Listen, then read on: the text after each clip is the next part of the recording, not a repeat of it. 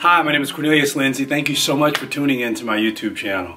You know, if you want to frustrate a man, if you want to torment a man, if you want to torture a man, then tell him he has potential, but do not give him a roadmap on how to get there.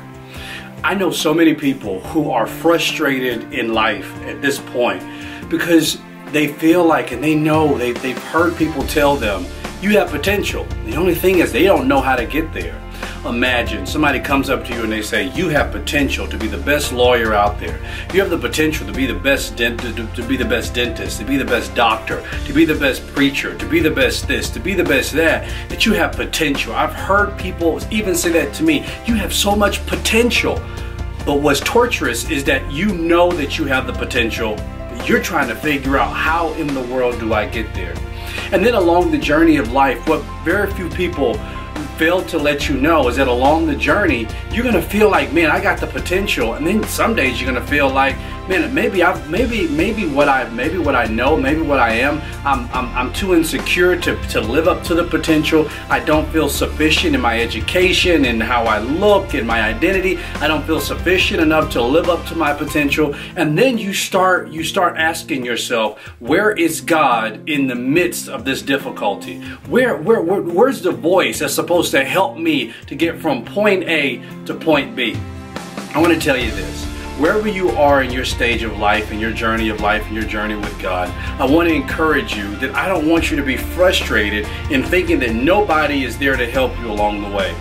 In the book of James, God makes it abundantly clear that if any man asks of wisdom, that he'll give it to him. And not only will he just give it to him, but he will give it to him liberally. This is what God says that he will do for us. So we don't have to worry or be concerned about if God is going to instruct us on the path to go. Now, you may say, well, Cornelius, I have asked God to let me know where I'm supposed to go, and I don't feel like he is hearing me. And we assume that the position that we are in now is a part of our frustration. Hey, it may very well be.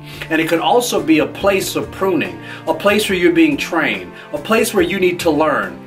You know, one of the things that helped me with preaching and with pastoring was not sitting in a classroom and learning about God. It was not standing on a stage many times and preaching about God. What helped me with pastoral ministry was when I worked as a server at a restaurant, because it was at that restaurant that my character was tested. Would I pick up the roll and just put it back on the plate after it had fallen on the floor? When I go up to a table and the people are unruly and mean and belligerent and angry towards me, do I still respond back to them with kind service? See, that all those things helped me in preparation for pastoral ministry. But when I was working at the restaurant, I didn't feel like I was living up to my potential. I didn't feel like I was doing what I know that I believe God told me to do. But you know what? The restaurant was part of the story. And if I was to negate that part of the story, then along the path, I'm gonna have to take those tests, and I'm gonna have to go through that experience some way. And we're trying to leave these places where God's saying, no, this is a part of your story. Don't allow for frustration to cause for you to make a long-term decision out of a short-term frustration. Yeah, you're frustrated right now, but you won't be frustrated forever. You need to learn what you need to learn where you are now, so that if you do go to another job, or if you do start your own business, hey, you're learning things. And I have guys around me now, and they'll come to me and they'll say, you know, hey man, I want to start this business, I want to do this. And I'll say, well, what do you do now? They say, well, this is what I do now. And I say, man, this is a perfect opportunity for you to learn, for you to shadow even. You're going there, your working is unto the Lord, and your work is not just done just to please your boss so you can make money. Your working is unto the Lord.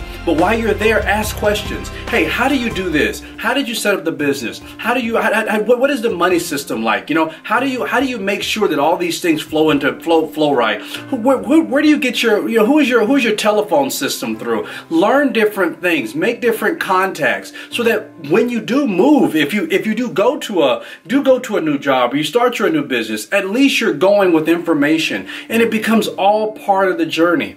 It can be very easy for us to sit back and say, I'm frustrated, I don't know what I'm supposed to be doing, I know I have potential, but I just don't know how I'm going to get there, so you know what, I'm going to give up and I'm going to quit. And then the big thing that we say, I do not feel God, or do not see God in the midst of my difficulty and my frustration. I'm telling you this, God has not abandoned you. wisdom is available, and it's important for you to be wise in the situation that you are in. You need to perfect where you are. I know everybody out there nowadays is talking about new levels and new dimensions and new spaces, and God's doing a new thing and new blessings and all this new stuff. But honestly, we haven't conquered the old stuff yet. We're trying to go to these new stages with old character, with old selves, and the problem is that new does not change an old you. I know you want it to, but it doesn't. So if we're going to be wise about this, we have to make sure that we are perfecting where we are. We're being faithful where we are. That may be where you are in your local church. That you continue to serve in the same capacity that you agreed to before you got offended and you walked away. That you go back and you say, you know what, this is what I was supposed to be doing. And you know, a lot of times you'll stop doing something because it got hard, when you did not realize that the pressure was there to show you what was really inside of you. And typically, when things are pressed too hard, and when people are pressed too hard and they say, I just can't take it anymore, they quit. And they'll never figure out and never really know how much is really inside of them, because they quit at the first sign of pressure. I'm telling you, when the pressure is applied, be thankful, be joyful, because at least you know I have to grow. When the pressure may be, you may be around some people who are very hateful. That pressure comes to let you know it's time for me to be more loving. And when the pressure is applied, just know it's time for me to grow. So if you're frustrated right now trying to figure out where you're supposed to go, what you're supposed to do, I know I have potential, I know I have a destination, I don't know how to get there, I'm telling you to be wise. Walk as a barefooted priest, knowing that every step that you take should be led by that of the Holy Spirit. Don't move too fast, don't think too much into it, and make sure that you enjoy the journey that you are on. God is available to give you all the wisdom that you need.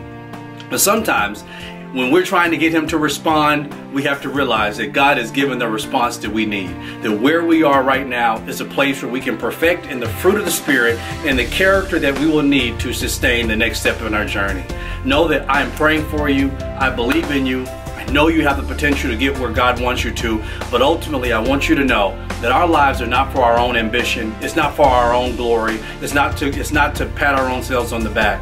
But our life is for the glory of God. We live in the essence to love Him, to give Him glory and honor. And honoring God means that I'm willing to leave a good name on the earth for Him. When the scriptures say to honor your parents, that means I'm willing to leave a good name on the earth for them. So it means that we glorify Him, we give Him honor, and then also that we extend ourselves to lessen the self-centeredness of self. We remove self and we say, my life is for the purpose of being able to serve others. And that is what I want you to lead with. Not with the frustration that you think you're supposed to have, or being upset because you don't have a mentor to help you, or the last mentor that you had wasn't there to help you. No, forget all that. God can provide you the wisdom that you need. And hey, if God needs to tear down a new pathway in a forest for you to walk, I guarantee you He'll do it. But there comes a time you have to understand that although you may be anointed out in the field, there may be some years before you ever get to the throne. And if you don't believe me, ask David. There's a process from the pasture in the field to the throne with the king. There's a process, and it very well may include a cave where you'll have to run into, to scream out to God, to cry out to God. But just know it's a part of the journey. I'm praying for you. I believe in you. Thank you so much for watching, and make sure you subscribe. God bless you.